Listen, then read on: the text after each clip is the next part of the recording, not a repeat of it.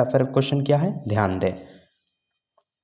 चलिए आज का हमारा पहला करंट अफेयर क्वेश्चन है, हाल ही में 96 वर्ष की आयु में किस पूर्व भारतीय क्रिकेटर का निधन हो गया है जो अपने समय के प्रमुख बल्लेबाजों में गिने जाते थे। तो प्यारे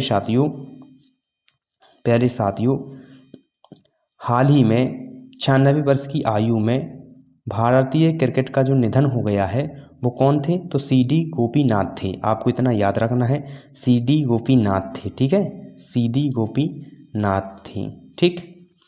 अच्छा, उनका नाम गोपीनाथ थे, याद रखना है इतना, ठीक है। और पूर्व भारतीय टेस्ट क्रिकेटर और प्रमुख बल्लेबाज थे, ठीक है। और 1962 में इंग्लैंड के खिलाफ भारत की पहली टेस्ट टीम जीत के अंतिम जीवित सदस्य भी थे, इतना आपको याद रखना है, ठीक है। और राज्य कहाँ के रहने वाले थे, तो तमिलनाडु राज्य के रहने वाले थे, आपको इतना याद रखना है। कौन, CD गोपीनाथ, ठीक है, याद रखिएगा इतना। तो जो 96 वर्ष की आयु में जो पूर्व भारतीय क्रिकेट का निधन हो गया है वो कौन है, तो CD गोपीनाथ है, याद रखना है, यानी कि ऑप्शन सी आपका राइट आंसर हो जाएगा, ठीक है। चलिए ऑप्शन सी इसका राइट आंसर हो जाएगा, याद रखिएगा। उनका हाल ही में निधन हो गया 96 वर्ष की आयु में, CD गोपीनाथ जी का, ठीक है। ऑप्शन सी इसका राइट आंसर हो जाएगा। चलिए अगला हमारा प्रश्न क्या है साथियों, ध्यान दीजिएगा। हाल ही में भारतीय कृषि अनुसंधान परिषद ने देश की कृषि क्षमता को सशक्त बनाने के लिए किस नई पहल समिति का गठन किया है।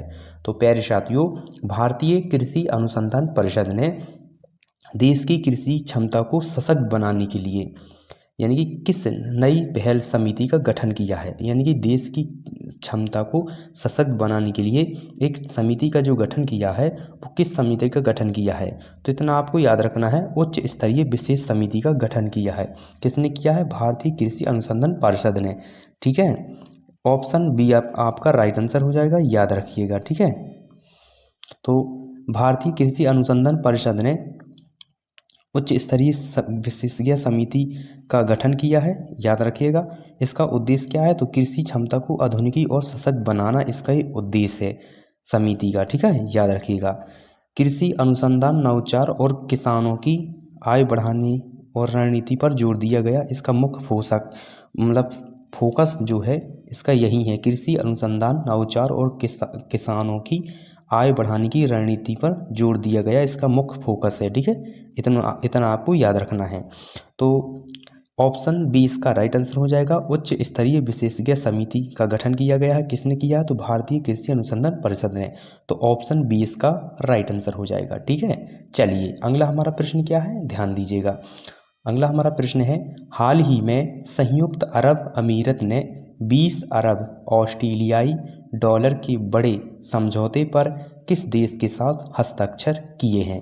तो प्यारे साथियों संयुक्त अरब अमीरत ने 20 अरब ऑस्ट्रेलियाई डॉलर के बड़े समझौते पर किस देश के साथ हस्ताक्षर किए हैं, तो बहरीन देश के साथ हस्ताक्षर किए हैं।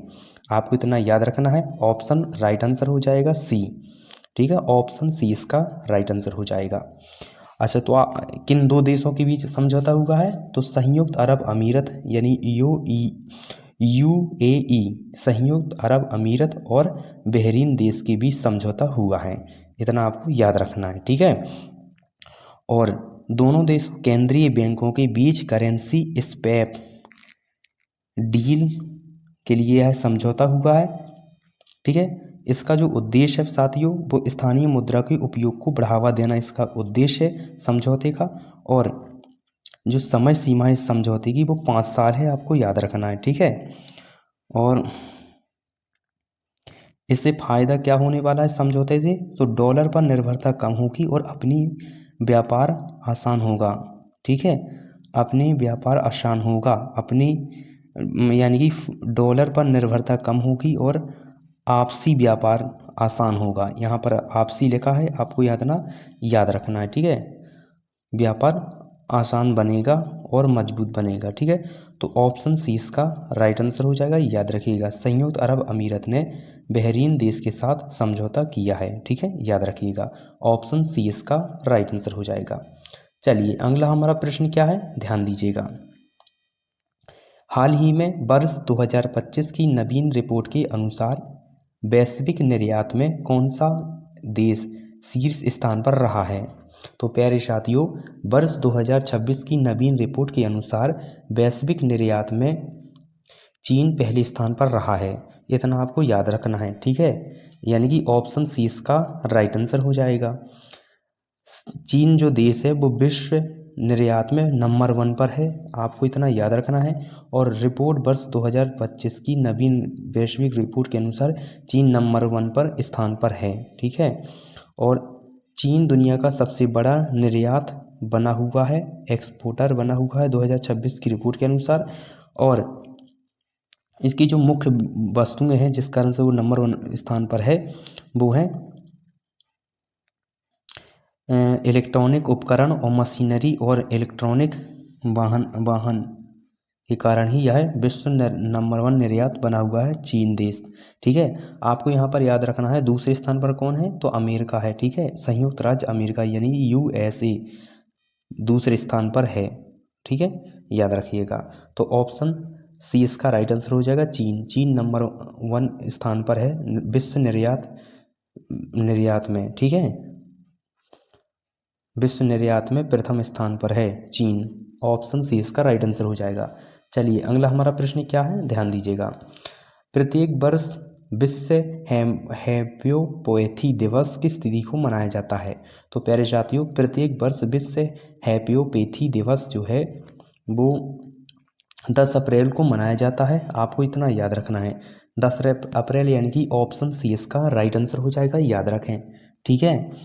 2026 की विश्व होम्योपैथी दिवस की थीम क्या थी? तो होम्योपैथी के माध्यम से समस्या और सीमाओं से परे उपकरण इसकी थीम थी। और प्रतिवर्ष 10 अप्रैल को मनाया जाता है, याद रखें इतना, ठीक है। और इसका उद्देश्य क्या है मनाने का? तो होम्योपैथी चिकित्सा पद्धति के बारे में जागरूक करना इसका उद्देश्य है। और होम्योपैथी का मुख्य सिद्धांत जो है वो समानता का नियम है, ठीक है। और भारत में स्थित आयुष मंत्रालय इस अवसर पर विभिन्न कार्यक्रमों का आयोजन करता है, यानी कि आयुष मंत्रालय के द्वारा यह मनाया जाता है और कार्यक्रम भी करता है आयुष मंत्रालय। तो साथियों ऑप्शन सी इसका राइट आंसर हो जाएगा। साथियों ये थे मोस्ट इंपॉर्टेंट करंट अफेयर आज के जो आपकी परीक्षाओं के लिए मोस्ट इंपॉर्टेंट है। आज का वीडियो अच्छा लगा हो तो वीडियो को लाइक कर दें, चैनल को सब्सक्राइब जरूर करें और दोस्तों के साथ वीडियो को जरूर शेयर करें। धन्यवाद। साथियों आप लोग कमेंट बॉक्स में बताइएगा आज आपने कितना स्कोर किया, कितने क्वेश्चन का आंसर कितना आपने राइट बताया है, आंसर जरूर बताएं कमेंट बॉक्स में। धन्यवाद।